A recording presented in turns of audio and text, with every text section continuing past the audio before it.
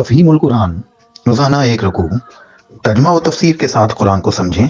Subscribe کریں اور جڑے رہیں۔ فلما فصل طالوت بالجنود قال إن الله مبتليكم بنهر فمن شرب منه فليس مني ومن لم يطعمه فإنه مني إلا من اغترف غرفة بيده فشربوا منه إلا قليلا منهم فلما جاوزه هو والذين آمنوا معه قالوا لا طاقة لنا اليوم بجالوت وجنوده قال الذين يظنون أنهم ملاقو الله كم من فئة قليلة غلبت فئة كثيرة بإذن الله والله مع الصابرين۔ پھر جب طالوت لشکر لے کر چلا تو اس نے کہا، ایک دریا پر اللہ کی طرف سے تمہاری آزمائش ہونے والی ہے، جو کا پانی پیے گا وہ میرا ساتھی نہیں، میرا ساتھی صرف وہ ہے جو اس سے پیاس نہ بجھائے، ہاں ایک آدھ چلو کوئی پی لے تو پی لے، مگر ایک گروہ تلیل کے سوا وہ سب اس دریا سے سیراب ہوئے۔ پھر جب طالوت اور اس کے ساتھی مسلمان دریا پار کر کے آگے بڑھے تو انہوں نے طالوت سے کہہ دیا کہ آج ہم میں جالوت اور اس کے لشکروں کا مقابلہ کرنے کی طاقت نہیں ہے۔ لیکن جو لوگ یہ سمجھتے تھے کہ انہیں ایک دن اللہ سے ملنا ہے، انہوں نے کہا، بارہا ایسا ہوا ہے کہ ایک قلیل گروہ اللہ کے اذن سے ایک بڑے گروہ پر غالب آ گیا ہے، اللہ صبر کرنے والوں کا ساتھی ہے۔ اس دریا سے سیراب ہوئے۔ ممکن ہے اس سے مراد دریائے اردن ہو یا کوئی اور ندی یا نالا۔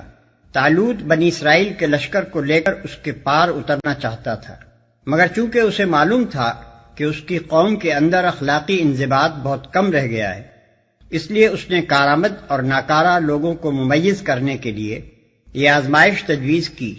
ظاہر ہے کہ جو لوگ تھوڑی دیر کے لیے اپنی پیاس تک ضبط نہ کر سکیں، ان پر کیا بھروسہ کیا جا سکتا ہے کہ اس دشمن کے مقابلے میں پامردی دکھائیں گے جس سے پہلے ہی وہ شکست کھا چکے ہیں۔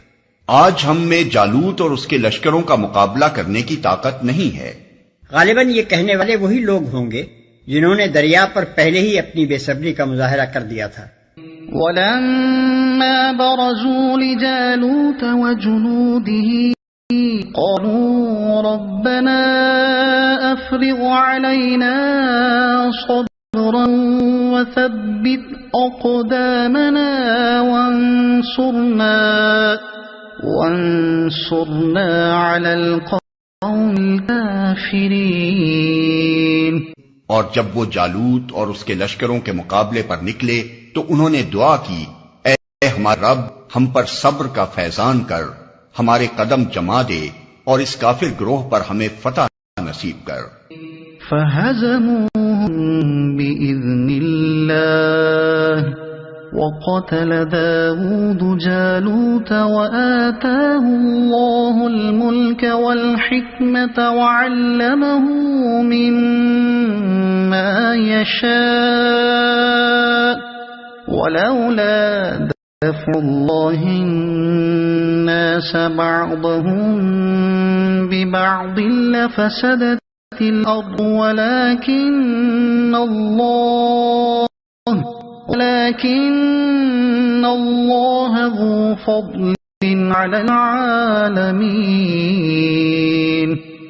آخر کار اللہ کے اذن سے انہوں نے کافروں کو مار بھگایا، اور داؤد نے جالوت کو قتل کر دیا، اور اللہ نے اسے سلطنت اور حکمت سے نوازا اور جن جن چیزوں کا چاہا اس کو علم دیا۔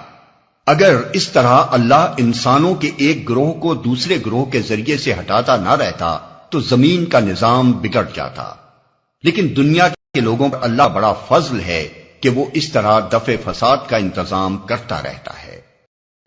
داؤد نے جالوت کو قتل کر دیا۔ داؤد علیہ السلام اس وقت ایک کمسن نوجوان تھے، اتفاق سے طالوت کے لشکر میں عین اس وقت پہنچے جبکہ فلسطینیوں کی فوج کا گرانڈیل پہلوان جالوت جولیت بنی اسرائیل کی فوج کو دعوت مبارزت دے رہا تھا، اور اسرائیلیوں میں سے کسی کی ہمت نہ پڑتی تھی کہ اس کے مقابلے کو نکلے۔ حضرت داؤد یہ رنگ دیکھ کر بے محابہ اس کے مقابلے میدان میں جا پہنچے اور اس کو قتل کر دیا۔ اس واقعے نے انہیں تمام اسرائیلیوں کی آنکھوں کا تارا بنا دیا۔ طالوت نے اپنی بیٹی ان سے بیاہ دی اور آخر کار وہی اسرائیلیوں کے فرمانروا ہوئے۔ تفصیلات کے لیے ملاحظہ ہو سموئیل اول باب 17 و 18۔ تو زمین کا نظام بگڑ جاتا، یعنی اللہ تعالیٰ نے زمین کا انتظام برقرار رکھنے کے لیے ضابطہ بنا رکھا ہے کہ وہ انسانوں کے مختلف گروہوں کو ایک حد خاص تک تو زمین میں غلبہ و طاقت حاصل کرنے دیتا ہے، مگر جب کوئی گروہ حد سے بڑھنے لگتا ہے تو کسی دوسرے گروہ کے ذریعے سے وہ اس کا زور توڑ دیتا ہے۔ اگر کہیں ایسا ہوتا کہ ایک قوم اور ایک پارٹی ہی کا اقتدار زمین میں ہمیشہ قائم رکھا جاتا اور اس کی قہرمانی لازوال ہوتی تو یقیناً ملک خدا میں فساد عظیم برپا ہو جاتا۔ تلك آیات اللہ نتلوها علیک بالحق وإنک لمن المرسلین۔ یہ اللہ کی آیات ہیں جو ہم ٹھیک ٹھیک تم کو سنا رہے ہیں، اور تم یقیناً ان لوگوں میں سے ہو جو رسول بنا کر بھیجے گئے ہیں۔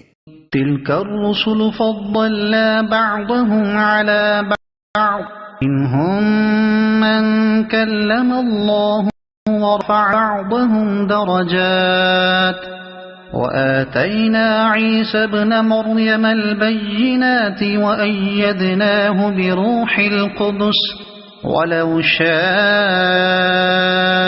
الله ما اقتتل الذين من بعدهم من بعد ما جاءتهم البينات ولكن اختلفوا فمنهم من آمن ومنهم من كفر ولو شاء الله ما اقتتلوا وَلَكِنَّ اللَّهَ يَفْعَلُ مَا يُرِيدُ۔ یہ رسول جو ہماری طرف سے انسانوں کی ہدایت پر مامور ہوئے، ہم نے ان کو ایک دوسرے سے بڑھ چڑھ کر مرتبے عطا کیے۔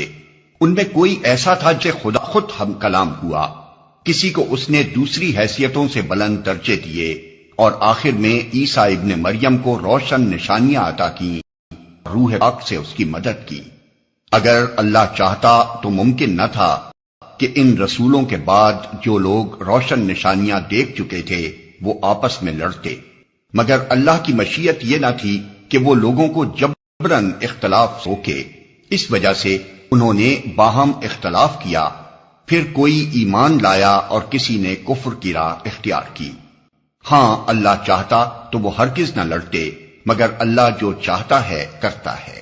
مطلب یہ ہے کہ رسولوں کے ذریعے سے علم حاصل ہو جانے کے بعد جو اختلافات لوگوں کے درمیان رونما ہوئے اور اختلافات سے بڑھ کر لڑائیوں تک نوبتیں پہنچی، تو اس کی وجہ یہ نہیں تھی کہ معاذ اللہ خدا بے بس تھا اور اس کے پاس ان اختلافات اور لڑائیوں کو روکنے کا زور نہ تھا۔ نہیں، اگر وہ چاہتا تو کسی کی مجال نہ تھی کہ انبیاء کی دعوت سے سرتابی کر سکتا اور کفر و بغاوت کی راہ پر چل سکتا اور اس کی زمین میں فساد برپا کر سکتا، مگر اس کی مشیت یہ تھی ہی نہیں کہ انسانوں سے ارادہ و اختیار کی آزادی چھین لے اور انہیں ایک خاص روش پر چلنے کے لیے مجبور کر دے۔ اس نے امتحان کی غرض سے انہیں زمین پر پیدا کیا تھا، اس لیے اس نے ان کو اعتقاد و عمل کی راہوں میں انتخاب کی آزادی عطا کی، اور انبیاء کو لوگوں پر کوتوال بنا کر نہیں بھیجا کہ زبردستی انہیں ایمان و اطاعت کی طرف کھینچ لائیں، بلکہ اس لیے بھیجا کہ دلائل اور بینات سے لوگوں کو راستے کی طرف لانے کی کوشش کریں۔ پس جس قدر اختلافات اور لڑائیوں کے ہنگامے ہوئے وہ سب اس وجہ سے ہوئے کہ اللہ نے لوگوں کو ارادے کی جو آزادی عطا کی تھی اس سے کام لے کر لوگوں نے یہ مختلف راہیں اختیار کر لی، نہ اس وجہ سے کہ اللہ ان کو راستے پر چلانا چاہتا تھا، مگر معاذ اللہ اسے کامیابی نہ ہوئی۔ اگر آپ کو یہ ویڈیو پسند آئی ہو تو اسے لائک کریں دوسروں تک پہنچانے کے لیے شیئر کریں اور مزید ایسی ہی معلوماتی ویڈیوز کے لیے ہمارے چینل عبد المالک ہاشمی کو سبسکرائب ضرور کریں۔ نئی اپڈیٹس کے لیے بیل آئیکن دبائیں تاکہ آپ کو ہماری ہر نئی ویڈیو بر وقت مل سکے۔ آپ کی حوصلہ افزائی ہمیں مزید بہترین مواد بنانے میں مدد دے گی۔ شکریہ۔